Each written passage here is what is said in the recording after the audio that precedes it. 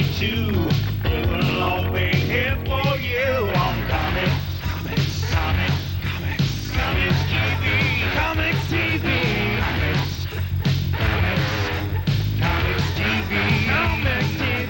fantasy and little me. What's it gonna be now? Alternative, mainstream too. Here every week for you on Comics TV, Comics TV, Comics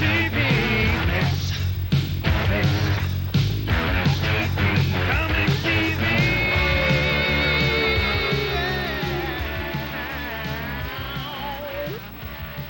Hi and welcome to Comics TV. We're your weekly guide to the comic book universe. I'm Steve Przybyla. And I'm Mike Rizzo. Each and every week we bring you the greatest comic book news, reviews, information, interviews, everything to make your comic book week complete. This week, I'm going with Youngblood number 10, The Death of Chapel, and Prime number 17.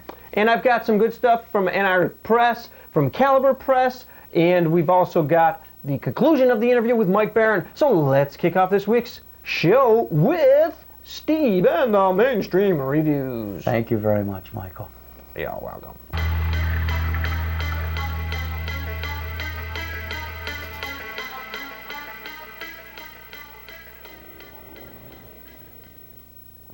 This week, for my first mainstream review, I'm going with, this one was released at the beginning of this month, but I felt that I had to put this one in. Youngblood number 10 from Image. Rob Liefeld is the writer and the artist, and Danny Mickey is the inker. Cost is $2.50. Well, it's finally here. Chapel finally kills himself when he realizes the truth about life after death with the help of Spawn. What a nightmare.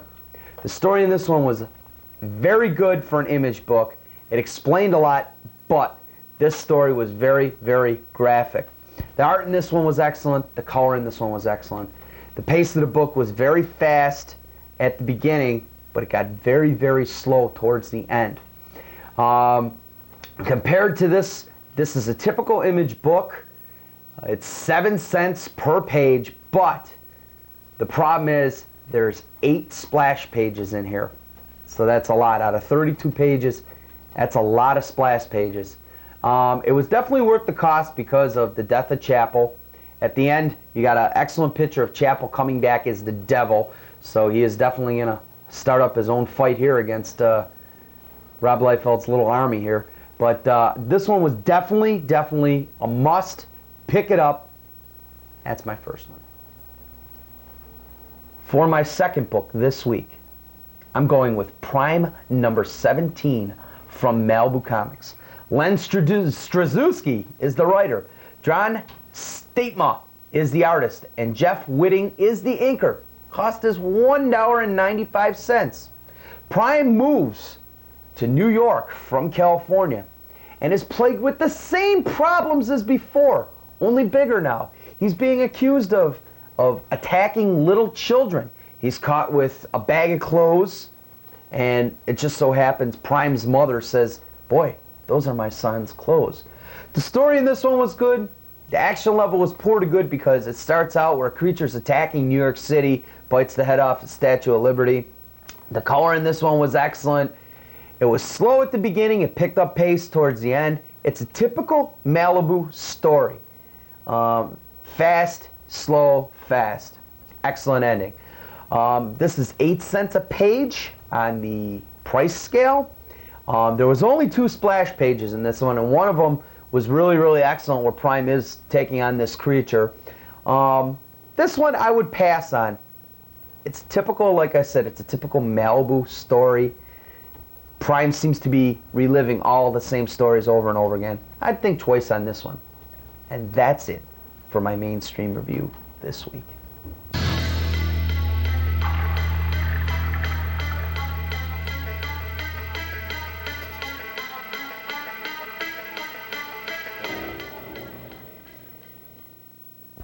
Topping this week's comics news, Image Comics and Wildstorm Productions, the studio of Jim Lee, have announced the release of the newest Gen 13 series. A big hit of 1994, Gen 13 only consisted of 2 issues. Fans won't have to wait much longer though. In March 1995, the new book will hit the racks in an all-new series. First though will be Gen 13 Rave, a behind-the-scenes look at the team and the creators behind it. At the end of March, issue number 1 hits the stands with the team in a new headquarters in Southern California. Things will get heated up shortly, and I'm sure there will be plenty of guns, fighting, and other superhero type stuff. The creative team remains the same as the previous issues. Series editor Tom Harrington seems to feel that Gen 13 is setting a good example for today's youth. Let's see what the first issue entails before we agree with him. The battle for comic-related magazines takes another turn as Flux starts over. After only 2 issues, Flux decided to aim straight for the comic readers' throats. Flux number 1, for the second time, will be issued in February in a new comic-sized format. Lady Death, She, and Vampirella will be featured on the cover in one art piece by the 3 artists involved in these books. Each artist will also be interviewed in the book. Also stories on Tales from the Crypt, Beavis and Butthead comic, along with CD and video game reviews, the hottest bands, and other assorted stuff. Mike Baron and Steve Rude created Nexus in 1980, winning awards from all areas of the comic industry. In 1995, March to be exact, they will be bringing Nexus back in Nexus Wages of Sin from Dark Horse Comics. Mike Baron will go into this a little bit more in part 2 of our interview, but the 4 issues will all be self-contained stories that introduce new facets of the world of Nexus. Nexus has ceaselessly been tortured by moral ambiguity and the conscience of humanity resting on his shoulders, says illustrator Steve Rude. In the past, he killed because he was ruled by the very alien who gave him his powers. But all that has changed now. Nexus, The Wages of Sin, ships March 28, 1995, so make sure you reserve your copy now at your local comic book shop. And finally, this week on Comics News, Malibu Comics and Marvel Comics will be making history in April as they present an exclusive Rune Silver Surfer flipbook. Rune Silver Surfer number 1 combines 2 universes, 2 fan favorites, and packs it into a 48-page deluxe format book. This also ties in with the Marvel's new Cosmic Powers title launch. It also ties in with the Malibu's God Wheel. Apparently there will be many changes throughout the year as Marvel and Malibu characters cross universes, creating problems, killing off characters, and otherwise disrupting the comic book community. Silver Surfer appears to be gaining in popularity once again, with issue number 100 selling over 120,000 copies. This is the first Malibu Marvel co-production, and it will be getting a tremendous promotional push from both companies. In addition, Malibu will release Rune, The Awakening, collecting the first 5 issues of the Rune storyline. So stay tuned to Comics News.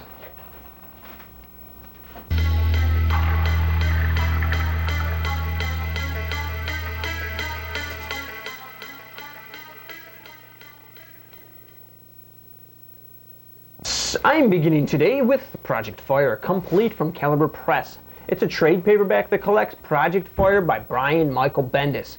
The cost is $12.95. This is an excellent spy thriller about Ben something or other. He's introduced to the CIA and he becomes an operative. He spends several years in training, mentally, physically, and finally he learns how to kill. The story goes through a couple of his assignments to where he finally has had enough of the CIA and he disappears, or so he thinks. It's an excellent story that provides information on possibly what a spy might do in comic book format. The cover is a photograph and there are photos mixed in throughout the book. They definitely enhance the story quite well. The art is very good with lots of blacks. I highly recommend picking this story up. I found it a great read. On the price index, it's 13 cents a page. It's a little over 100 pages. It's a little high, but it's a very good book and it's worth it unless you can find the back issues. Next today, I have Nick Ryan the Skull, number 1 from Antarctic Press. Written by David Watkins with art by Kevin Miller at a cost of $2.75. This is one of the new alternatives titles from Antarctic Press. The Skull appears to be set in the 1940s. They are a couple of crime fighters Sort of like the Green Hornet and Cato, they try to solve a series of murders. On a scale of 1 to 10, 10 being the best, I'd give the art about a 7 and the story an 8. I've seen better of both, but the story is pretty good. And it's a nice change of pace from the superhero or vampire type stories. There was plenty of action, and it reminded me of a 40s gangster movie. On our price index, the Skull is 11 cents a page. There was only 2,700 copies of this printed, so at $2.75, it is a reasonable price. This is slightly recommended. My last book today is Cave Woman, The Origin Part 1, issue number 3 from Basement Comics. Bud is the writer and the artist. The cost is $2.95. Cave Woman is about Miriam, who now calls herself Cave Woman. Her grandfather had invented a time travel machine. The government came to confiscate the machine, and they jumped in it and jumped through time. They ended up in prehistoric times, and they learned to live with it when they found out that the machine was destroyed after that trip. The story now centers around her part of the world, ending up in modern time. The art is great, a slight cartoony feel and look. There's lots of detail. There's also some gore and a little bit of nudity. Apparently females seem to like this book because the main character is a strong woman. The writing is good and the plot moves along steadily. I enjoyed this book. It was a nice departure. I highly recommend this book. It's 9 cents per page on the price index. Very good price, very good book. Take a look. And that's it for the Independent Review this week.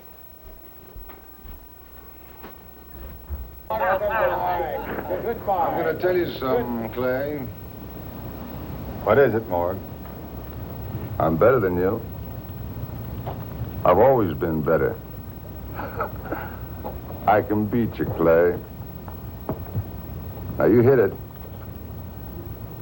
And you better hit it fast.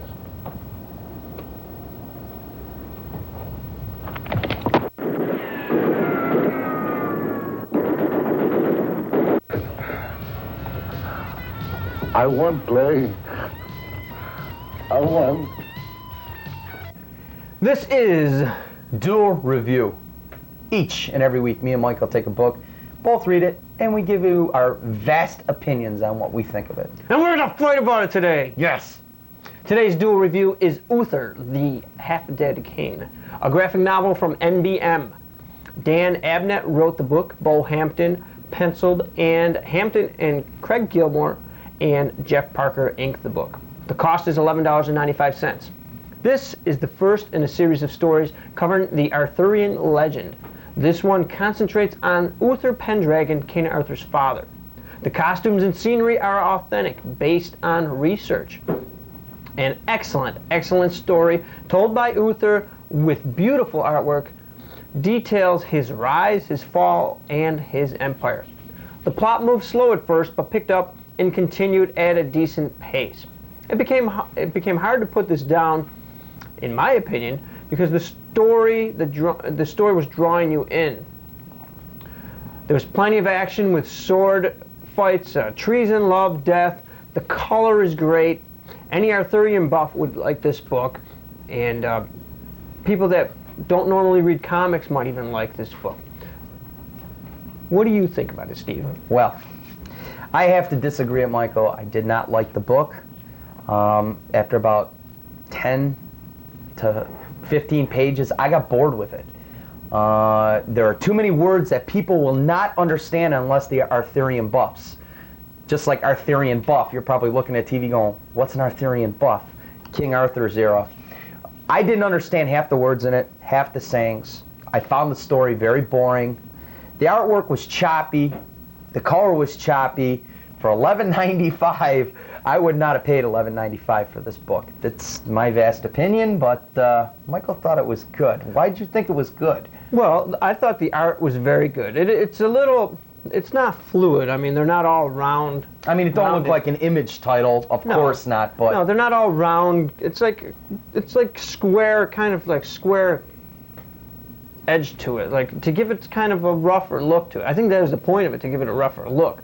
And the Arthurian times were, I don't know exactly when it was, the 1500s or something like that, 1400s. And that...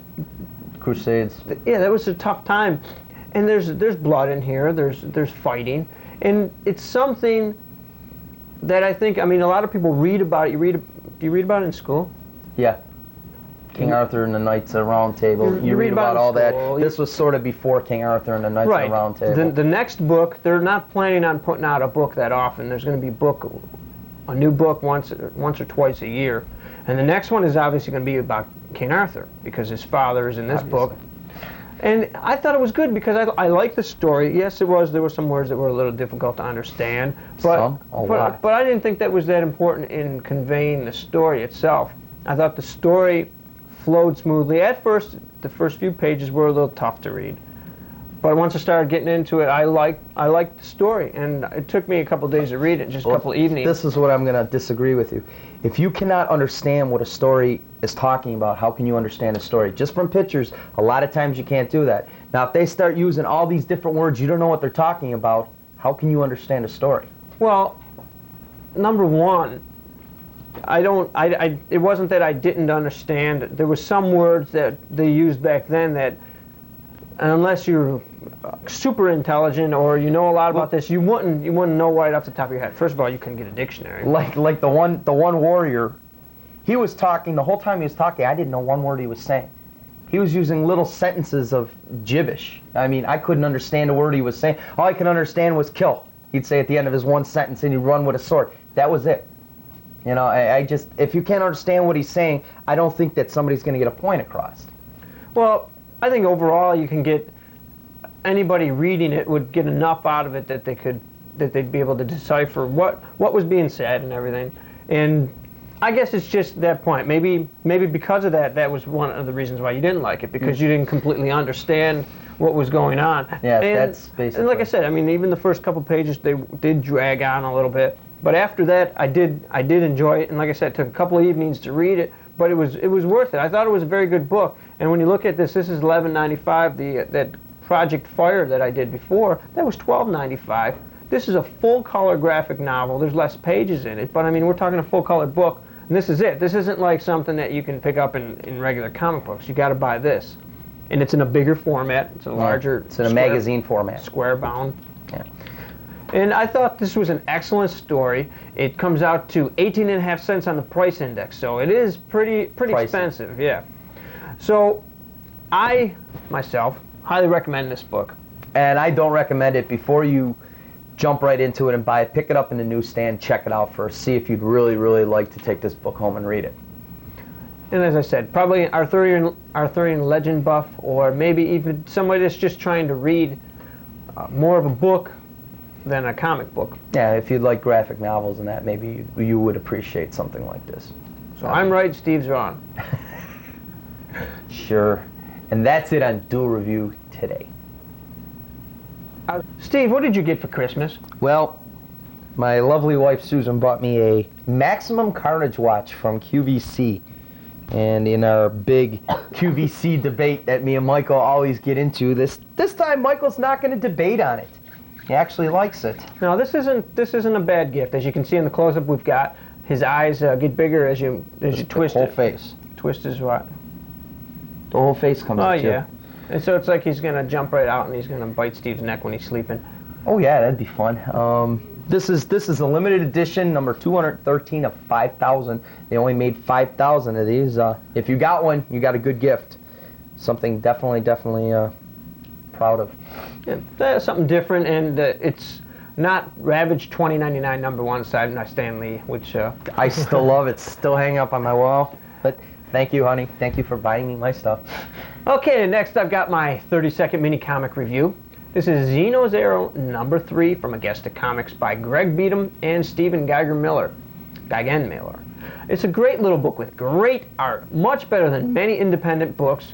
This is the beginning of the escapade in which they attempt to escape from the zoo that they're trapped in. This is a great book. The art is very, very good. Some books that we've done here before have terrible art.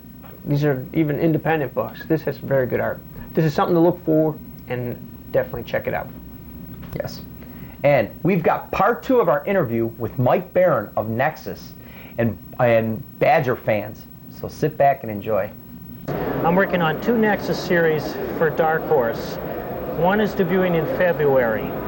Nexus crosses over into comics' greatest world and goes after the man from the Vortex, who it turns out is a mass murderer. In March, the new series that Steve Rude and I have been working on for over a year will debut. We have 3 issues in the can. I will be writing King Tiger for Dark Horse, and I have a book coming out from Marvel in the spring called Blockbuster, which is part of their Marvel Select series. What do you think about the current state of industry? Is it better or worse now compared to 10 years ago? You know, we're going through this roller coaster ride right now, and we just kind of hit bottom. As far as everything is better in the sense that there's always social progress, and for this it means I get a better break as a creator. But right now there's a lot of talented people out there looking for work just because the market is shrank and people are not buying the books they used to. We're in a serious situation right now, but I'm sure we'll get out of it. Can someone earn a decent living in the comic book industry? Yes. In fact, the big change that I've noticed in the past 10 years is that comics have grown up to join the other entertainment milieus like film and publishing. And you can tell this that hardly a week goes by where you don't hear comics-related news reported on CNN or in USA Today. They're just accepted as another form of publishing now. What makes your style different than other creators? I have no idea. The style I write is, I write by drawing each comic page out by hand, like this fanboy idiot who still wants to write comics. But because of that, my stories have an organic wholeness about them, because I move one step at a time like a blind ant with feelers. I put down one scene and then I have to think, what happens next? What would be logical? What could happen? What would be realistic? What would help the story? And I think in that sense, my writing leads to a different style. What has been your greatest accomplishment in comics?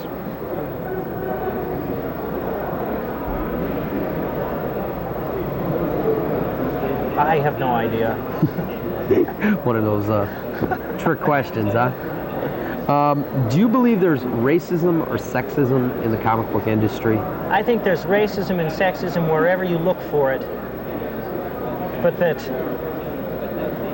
we talk too much about groups and not enough about individuals.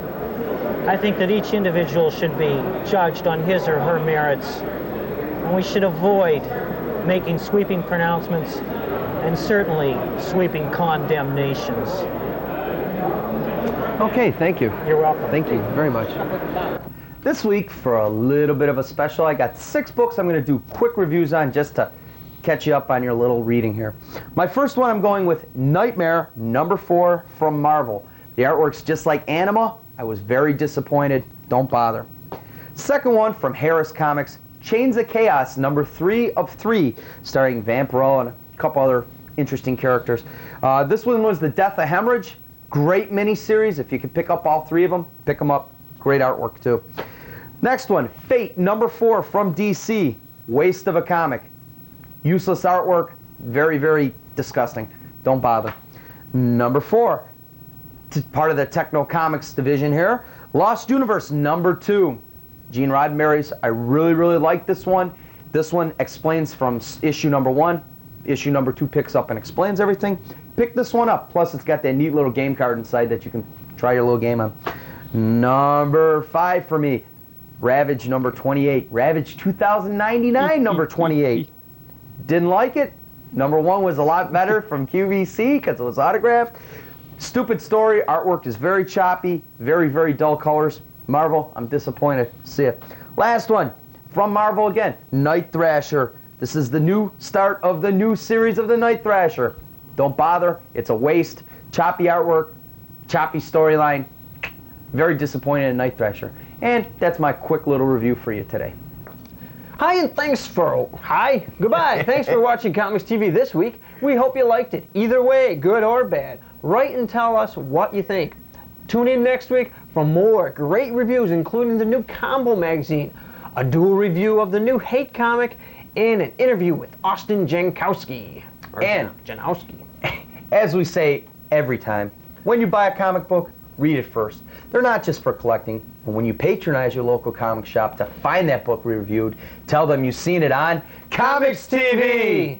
See ya. Bye-bye.